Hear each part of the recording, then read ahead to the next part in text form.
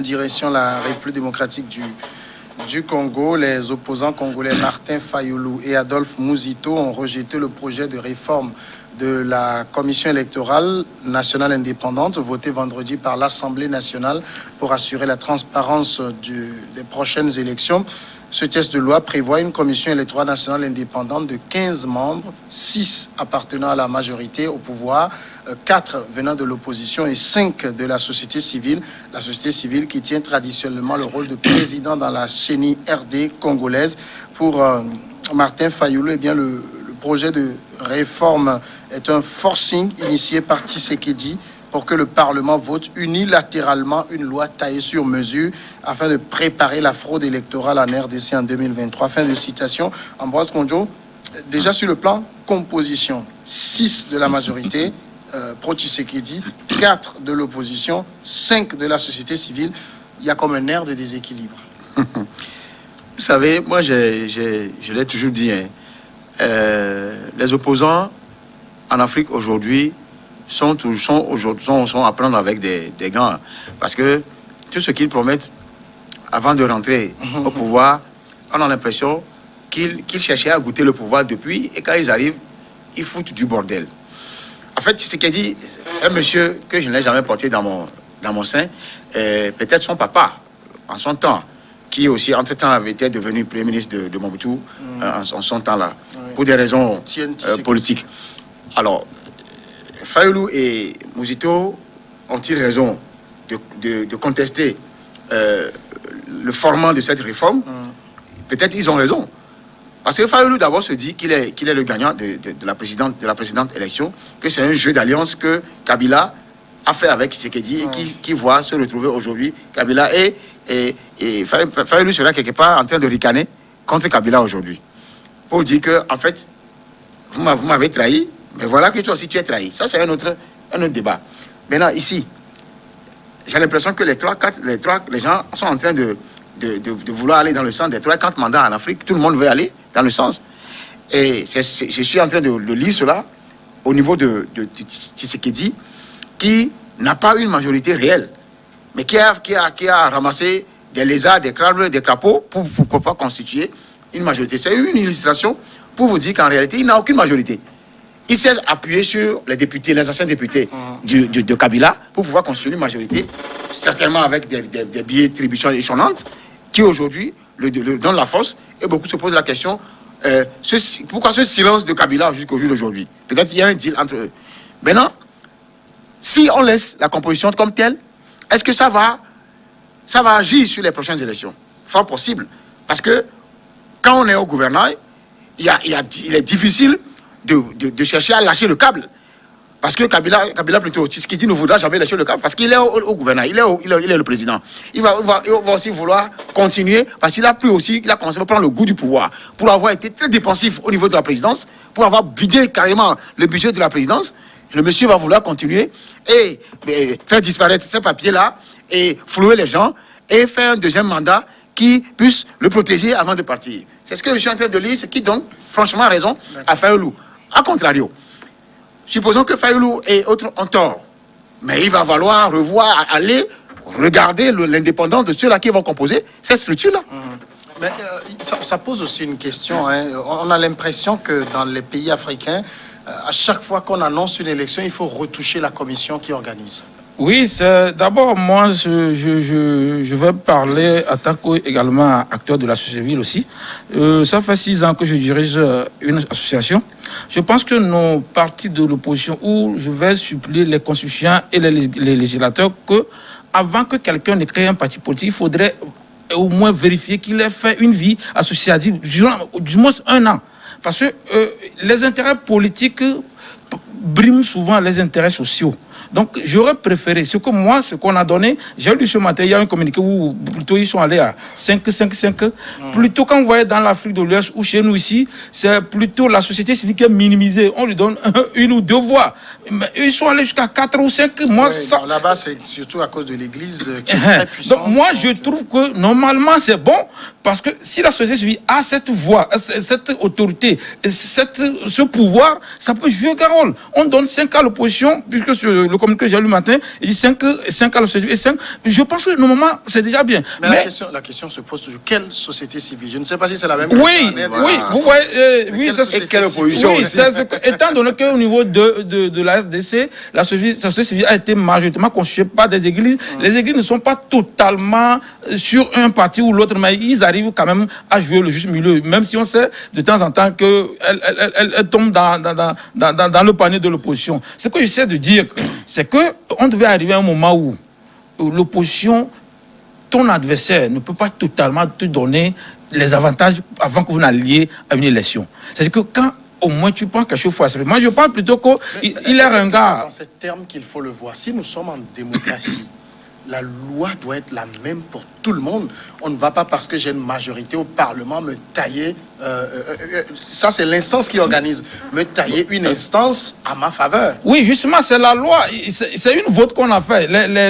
Les membres de la CENI, ou si je peux prêter l'expression ici, sont votés au Parlement. Oui. Donc, c'est au nom de la même loi dont nous parlons qu'on a élu ces 15 personnes. Donc, normalement, politiquement, j'aurais préféré que s'il y a un vice lié à la procédure électorale ou au fichier électoral, tout ça là, au électoral, je peux comprendre que c'est cela, mais il ne dit pas que quelque chose est vicié ou tout ça. Il dit seulement que c'est la composition qui vise à pérenniser Tshisekedi ou bien qui permet à Tshisekedi de voler. Or, moi je pense que c'est qu'il est, un peu aigri parce qu'il dit que les dernières élections, il était à une bonne position si Tshisekedi et Kabila n'avaient pas fait cette alliance. Donc je pense c'est sur cela, il est en train de chialer. Martin Fayulu dit que nous ne pouvons pas aller aux élections avec une loi inique. L'Assemblée nationale est autant illégitime que M. Tshisekedi l'est. Tshisekedi se revendique aujourd'hui une majorité de 391 députés sur 500. C'est quand même énorme et je crois que c'est toute loi qu'il voudra passera. Non, mais ce qui est sûr, c'est ça le jeu d'alliance quand on est dans une compétition où ça demande que des gens s'allient derrière soi. Moi, je pense que l'opposition doit commencer par savoir qu'il faut entretenir des alliances fortes pour pouvoir aller contre quelqu'un. Comme il l'a dit tout de suite, dans la composition, on se retrouve avec 6 de la majorité présidentielle et puis 4 de l'opposition, 5 de la société civile. Si je prends la société civile comme étant une des institutions neutres, plus les 4, ça fait 9 contre 6. En réalité... Si elles sont neutres, en fait, c'est pourquoi j'ai mis... D'ici le plan d'un cas où elles sont neutres. Et puis, quand je veux lier un peu l'histoire même de la RDC avec les religions qui constituent aujourd'hui la société civile, ces religieux n'ont jamais été d'accord avec Tshisekedi. Eux-mêmes, ils ont été, entre-temps, forcés d'accepter Tshisekedi comme le moindre mal, sinon ce n'était pas leur position. Ce qui suppose que, même si aujourd'hui, ils doivent être avertis, ils avaient déjà un penchant vers Fayulu, qui aujourd'hui doit retrouver en face de lui des gens avec qui il faut composer. Maintenant, qu'est-ce qu'il s'agissait de faire? C'est d'activer rapidement des stratégies pour aller nouer des alliances avec ces gens-là d'une façon forte, à ce que leur nombre déjà de choses de 9 contre 6 là puisse peser. Mais en évoquant déjà la thèse dès ce début de tentative de fraude pour empêcher, c'est qu'il ne se donne pas une certaine assurance ou sécurité de pouvoir aller plus loin dans ses idées. Il sera bloqué justement parce que lui-même il érose comme barrière et il ne va plus regarder et aller faire le travail qu'il faut. Mais il y a une question intéressante qu'Ambroise avait posée, c'est quelle opposition aussi? Oui, en fait, nous sommes en train de dire... Vous connaissez qu'en Afrique, on a des oppositions. De toute façon, il y a 4 opposants, 4 groupes pour l'opposition. Je ne veux pas savoir s'ils ont opté pour être de l'opposition. C'est qu'ils sont là pour servir de contrepoids au gouvernement. Et là, ils peuvent s'entendre. Justement, quand vous n'avez pas la capacité d'être opposant, qui vous a demandé d'être opposant? Laissez les choses dans le monolithisme et nous allons moins souffrir que nous souffrons aujourd'hui. En fait, moi, si j'ai posé le problème en termes de visibilité et de nombre de personnes qui composent l'opposition, c'est faut dire quand même qu'en dehors de Martin Fayulu, il y a d'autres opposants aussi puissants, comme Bemba, comme Katumbi, qui ont aussi, qui soutiennent l'alliance des 391 députés là, au sein du Parlement. Donc, ce qui veut dire, justement, ce qui vous dit qu'en réalité, ils sont de l'opposition, mais ils ont joué le jeu d'alliance qui pouvait favoriser le président avec ses déjà 5 membres. Puisque ici on et parle qui de met déjà en 6 minorité la société civile. De la majorité pro-Kabyle. Voilà. C'est ce qui dit. Donc, Alors, tous ceux-là sont dedans. Ils sont dedans. Donc Maintenant, là, les 4, là, ça doit être partagé normalement entre Fayoulou et l'ancien président Kabila.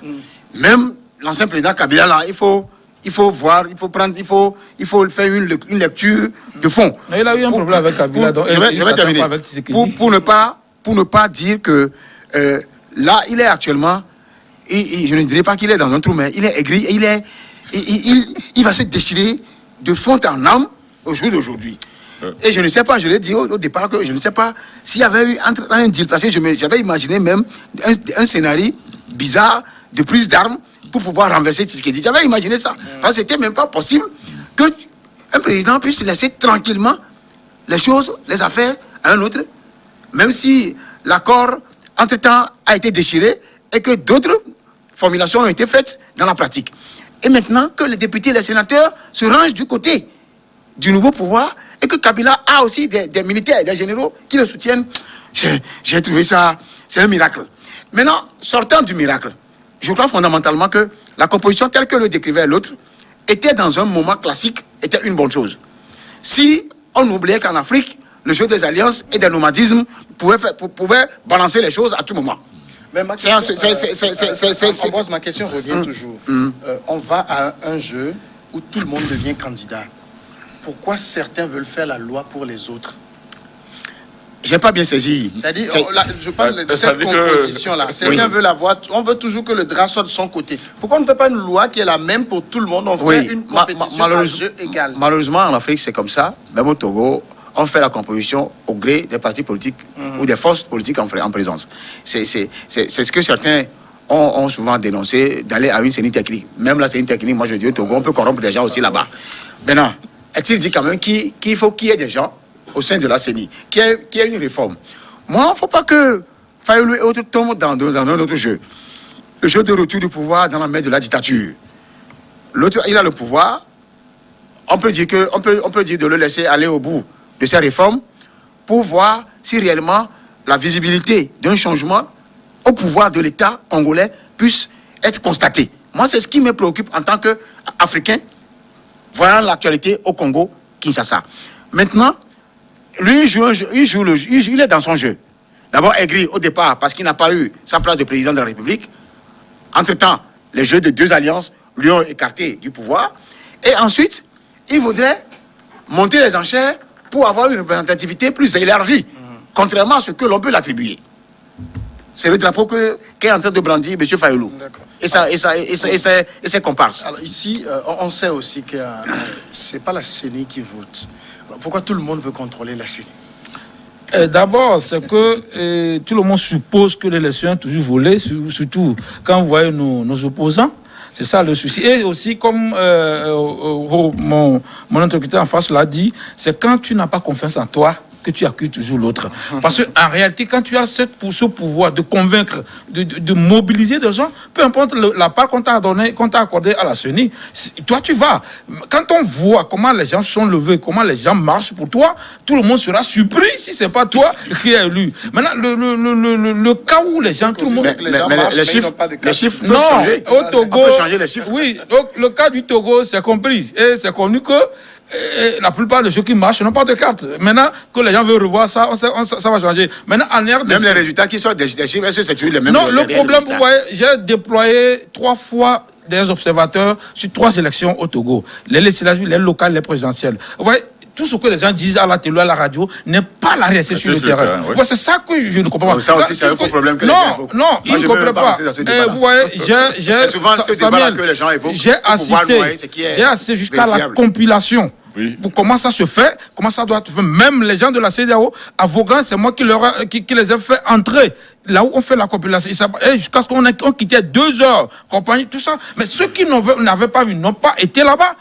Ils ont dit des choses sur ça. Mais nous étions sur le terrain, on a failli même nous taper parce qu'un commissaire envoie. Il y a des endroits où on a amené l'allumette avec essence pour nous brûler juste parce qu'on porte les balles de CENI. Les gens le confondaient aux membres du NIR. Donc, comme je le dis, il y a des réalités. Normalement, la part quand on va dans cette chose, c'est de sortir la réalité, peu importe que ça déplaît les gens, mais les gens doivent aussi accepter le résultat, la vérité. Malheureusement, les résultats mais les gens ne veulent pas. Ouais, c'est non. Les résultats ne sont pas toujours vrais, Ambroise, malheureusement. Ambroise, le problème, c'est ce que dont craint Fayoulou.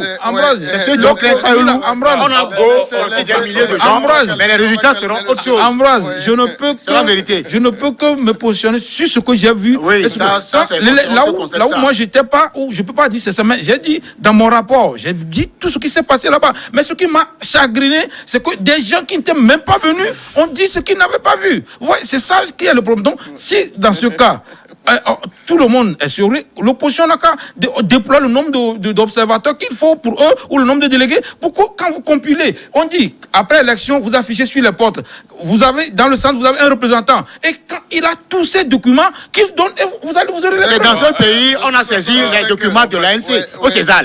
C'est dans ce pays, on a saisi les procès verbaux de l'ANC au César. Il faut qu'on rappelle ça. Pour répondre à mon ami. Nous devons aller à la culture, chose de l'intelligence chez nous, dans nos pays. C'est pourquoi je disais tantôt que en déjà émettant des doutes sur un certain nombre de choses, c'est que nous cultivons des gens à aller nous donner des justifications qui ne sont pas vraies sur le terrain. Comme il l'a dit, moi aussi j'avais eu un passant à être un responsable d'un bureau de vote. J'ai compilé les choses, mais à ma grande surprise, j'ai vu d'autres résultats qui n'étaient pas les réalités et des gens soutenaient ça juste pour faire plaisir à certaines personnes parce que c'est les personnes là, ils dépendent de ces personnes. Donc il faut aller.